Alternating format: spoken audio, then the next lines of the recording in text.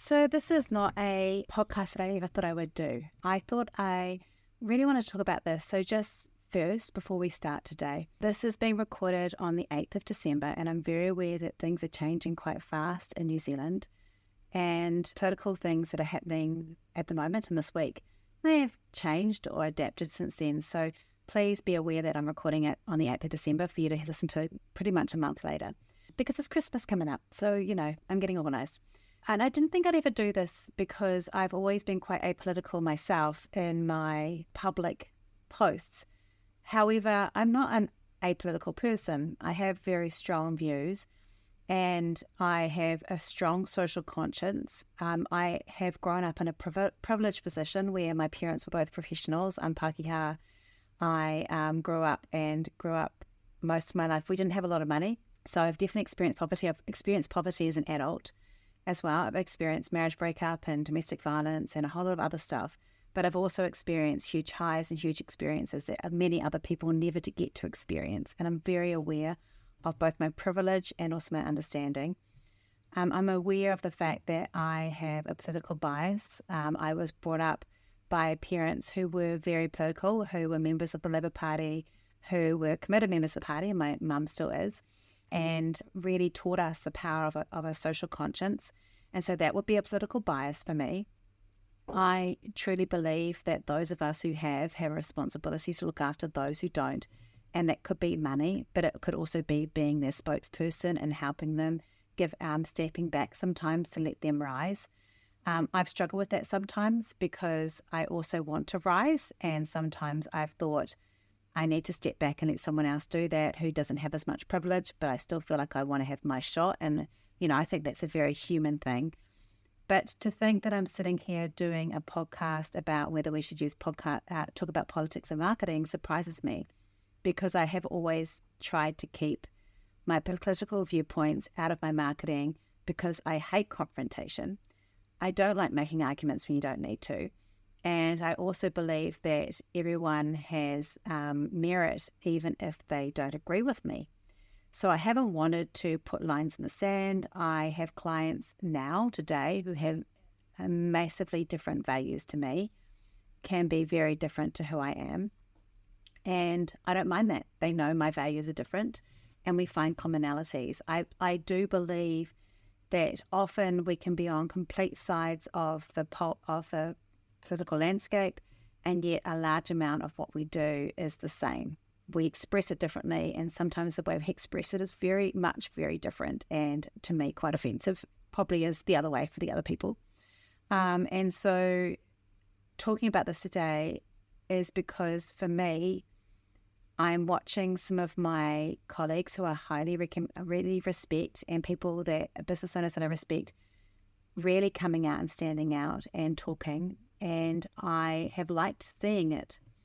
I also think that people that are on the other side of the political landscape, the ones that are aligned with the people that are currently in control in government in New Zealand, also have no problems sharing their values and views, and did quite nastily actually before the election. And that I don't feel that everyone that voted actually expected things to be like they are now. So I wanted to talk a little bit about the positives and negatives about becoming political in your marketing. I've done it very few times. I did it once or twice during COVID, once when I talked about how inappropriate it was to relate Nazi Germany to people in leadership here. I took exception to that because my mother was born and grew up in Nazi Germany, and it impacted my direct family. So I had a problem with that.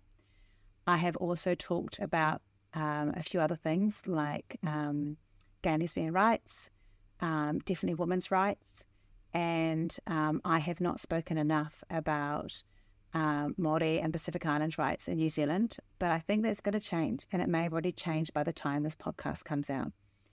I do have strong views, and I think one of the things I have become more aware of for myself is after having years and years of struggle and years where I have really just been pleased that I'm not having as much struggle, I have probably taken my eyes off the desire to fight for people who don't have a voice or aren't as privileged, because I've been in a resting place. And I feel like there's maybe a bit of time for that, but there's also time for us to decide whether we're going to say something. So I've got some positives and negatives, and I think it's up to everyone to decide. I don't think there's one right way or wrong way. I think you can stay apolitical if you like. What I do think is sometimes apolitical becomes political. So there may be a time that will shift, and that's okay. But there's also some things to be aware of. So I'm going to share those, and we'll start with some positives. And actually, we'll start with the negatives. Because I think that's important. And some of these are the reasons I haven't spoken out in the past myself. And maybe when this comes out, I already would have done some posts, and maybe I won't have. I don't know. But I wonder how many of us are thinking about whether we should say something. I'm definitely saying things in my Instagram stories. That's cheating. That's 24 hours are gone. Definitely making comments on other people's posts. I think that's a bit cheaty too. People can have a look and see those. But I'll be interested to see whether I have publicly said anything by the time this podcast comes out.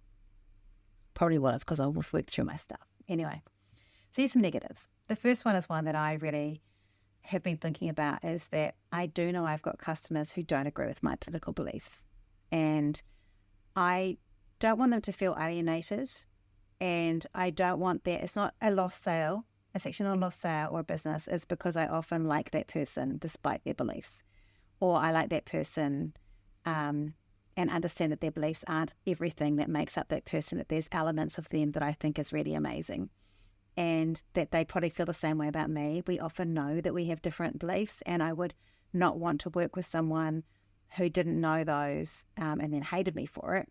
But I also, who knew those things and hated me for that. I'd also equally, however, not want to work with someone who made the assumption that I believed the same as them, because I never said otherwise. And that's what I'm thinking about at the moment. But yes, we could lose customers. And I worked with, I used to have a lot of I used to work with a particular sect in New Zealand. I used to work with a lot of business owners in that sect, and they definitely had controversial opinions themselves, and I often would go out of my way not to alienate those customers.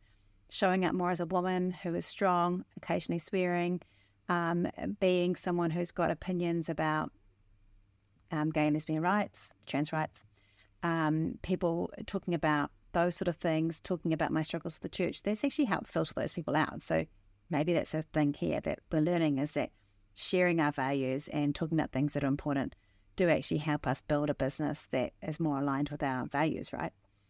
Another thing is that you can cause polarization, and I think that's something I'm not really keen on. I feel like if there is division being made, then you sometimes have to choose sides, but I don't want to be the person as the impetus of division. It goes against my values, and I think that's a struggle for me. I think I'm more able now to talk about it because I feel like the division is already there. So I'm just choosing a side, but I wouldn't want to instigate it. And I wouldn't want people to, I do not support abuse, verbal abuse, nasty nicknames, that sort of stuff. It can be funny, but I don't support it. And I wouldn't support it on either side because it's against my values. And I think it's so tempting when things are polarized to get personal. And so I do worry about that. I do think about reputation risks. I think, choosing a side at the moment, on either side, to be honest, can be relatively safe because there's such a dichotomy of who's going to follow who. But you could have majorly controversial statements that harm your brand's reputation. Now, I think if you could have boycotts, you could have negative publicity. I don't think my views are ones that would cause that, but maybe if I believed, I don't know, that anyone that wears green should wear an ugly hat or something, then perhaps it would be a problem. But you do need to think about whether there is a reputation risk. I do know that for me, I do understand this podcast in relation to the fact that I also write a stuff column. And I try to be quite apolitical on there because I don't want to feel like I'm swaying things. And then, of course, I'm doing a podcast where I'm telling you how I feel. I'm conscious of that. So I think that can be something like you have to think about how it fits in the big picture. I think the other thing that relates to this is that sometimes focusing too much on politics and controversial topics can stop us actually focusing on our business. And sometimes our core product or core business might need us more now than going and fighting that fire.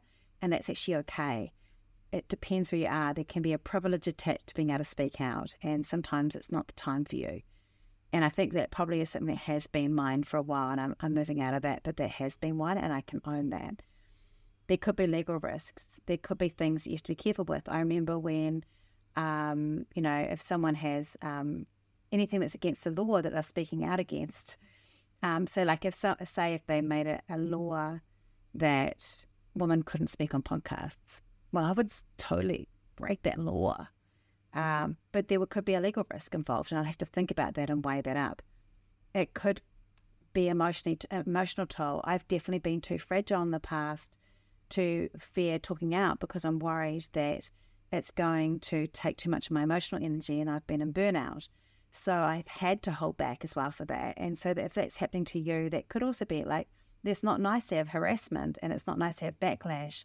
So that's something you need to be aware of and have to think about a little bit as well.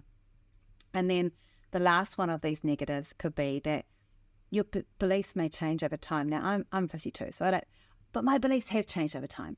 Like if I look at what I was like when I was in my 20s and I was going to a fundamentalist church, it had very strong views around women, around men, male and female roles. It was actually too a little bit racist. Sorry, church, but you were. You were quite right. That church was quite racist. I definitely had grown up in not that environment, and then I came into that. So my views changed from there to going into that church. Then unbugging that. The whole thing around marriages for life, and then you have a violent husband, and how does that work? Is it okay to divorce? Single parent wasn't part of my Christian dichotomy and how that works. And then coming out of that, and then having friends and close friends and family who become, and close friends, family, and people I know and love who come out, who are trans, who are different to the people that I knew and understood to be gay, lesbian, and trans back then, and all those other things, and how my views have evolved and how I've had to unpick some of the weird teachings that I'd had that had changed views. Your views can change over time, and so taking a public stance at some point, if you're not really firm on your views, can make it hard to adapt or change in what you're saying publicly. And if people know you for a particular view, it's much harder to shift. So those are the negatives, okay? But let's take a look at some of the positives. I think my favorite thing is that as someone who preaches about the importance of being authentic, is that if the issues that you're taking a stance on align with your values, it really helps to build that authenticity and sincerity. At some point, being silent can actually be damaging. And we want to build trust. And so staying aligned with those is really important. I think too sometimes, and I think I'm feeling this a bit too, and I'm seeing my friends and colleagues do this, sometimes we have a moral responsibility. We just feel that we've got a platform, and that we feel morally obligated to speak out around issues we find wrong. And doing that also helps us align with our business values. We can also use the algorithm. The algorithm will naturally mean that our content will go towards other people who believe that. So it helps build our community, and we can actually then attract clients that actually tend to have the same values as us, and people who identify with our perspective, which actually gives us this beautiful bubble of people that we're all working together, whichever side you're on, right? There's whatever side I'm on now, there's another side that's doing the same thing. And so there's no judgment there. There's just the truth. I always like saying 70 million people voted for Trump. People hate him, but 70 million people voted for him. So, building a community is that the more we express our values, the more we find the other people that are like-minded. I also think that it can also help generate discussion and engagement from a very, very just cut and black and white perspective. When you do controversy, that is one way to grow engagement. And so speaking out strongly on something is going to naturally generate discussions and help people to have conversations. It's going to increase your reach and visibility. It's terrible I'm even saying that. I feel bad. I feel a bit dirty, but it's true. And then it could also be that the business impact can be that taking that stand can positively impact your bottom line, because people are going to be attracted to people that support and align with their values. And I think as someone who's moving into my 50s, and I'm looking at how I want to live my life, that's attractive to me. I also think too that it can give you a differentiation in your brand. It will attract those like-minded people who share those values and help people choose you. And then the last one, and I think this is the one that I probably would shy away from because I don't feel like this is my role as a business owner, is that it does actually also provide an educational opportunity. What I do think is perspective is a powerful thing. So while I wouldn't want to feel like I was being didactic, I don't believe that's how we change opinions and change beliefs, but telling story can. And I think that's part of the reason why I'm often silent. I'm a middle-aged white Pakeha woman who lives a privileged life at this present time. Have I always lived a privileged life? No. Have I had lots of experiences with other communities that have not had a privileged life? Absolutely. Have I been a victim of domestic violence? Have I got some of the things in here? Yes, but my personal experience of many of the things that are being touched on at the moment don't personally impact me. And they do impact people I love, so there's all these other reasons here. But from a personal point of changing someone's view, I often go back to, how can I do that? What is it that is in me that's my story? Could I do better to elevate? I can't believe I used that word, but I didn't use ChatGPT, I promise. How can I use my position to uplift those other people who do have the story to tell right now? And I'm working through this. I don't know if by the time this podcast goes live, if I will have made a direct post or talked about something. I'm working through what I want to say, how I want to say it, when I want to say it, and if I'm going to say it. What I do know is it is worthwhile each one of us thinking about, where are the lines that we do not want to have crossed? When am I going to speak up? What would I speak up for? If I speak out, what are the costs I have to consider? And what are the positives that I can embrace and work it through? I think there comes a time for many of us where it is time to become political, where it is important to have a voice out there with the other voices becoming a collective voice. I don't know if that's going to be the time for everybody right now, but there will be a time at some point where you believe in something enough to say something. And if you're doing that, walk through the negatives, walk through the positives. And right now, one of my things that I am doing is I am working through that. And I am very thankful to amazing people that I'm watching and learning from online. I am listening to that. I am listening and sitting in my unease and my dismay. I am watching and learning from people that are far more gifted at me at being controversial, because it's not a natural thing for me. I hate controversy because I don't like an argument publicly. And knowing where I place my voice to make sure that I am not silent on the things that matter, but also that I don't speak without considering where it is that that voice fits. I hope this helps you. I hope it helps you make decisions around whether you're going to be someone who will use politics in your marketing. And it is marketing, because even though it's not on your, even if it's not on your stream, if it's on your personal link page, when we're talking about politics or anything, any big thing, and it's us and we're known to own that business, it's always aligned. Don't be naive. It is always aligned. And I hope this helps. I am Rachel Klaver. I am a content marketing coach. I often talk about how-tos and much lighter topics, but I really wanted to do this. And yes, I chose January the 5th because this is my first podcast of the year. And I feel like this is going to be a big year for us in New Zealand and beyond. I'm watching things around the world. We are very isolated in New Zealand, and we tend to think things just happen here. But things happen everywhere. We often blame governments for things that are happening globally. And people are watching us as a small nation of what we're doing right now. And they will either be dismayed or they will copy. But it is our call to decide how our business and our business voice fits into it. And I wish you all the best of week. I'd love to know what you're going to do. Let me know. Let me know what you think about this. And whether you're going to do it, whether you're not, no judgment either way. It's your journey. And I'm taking the same journey with you. Have a good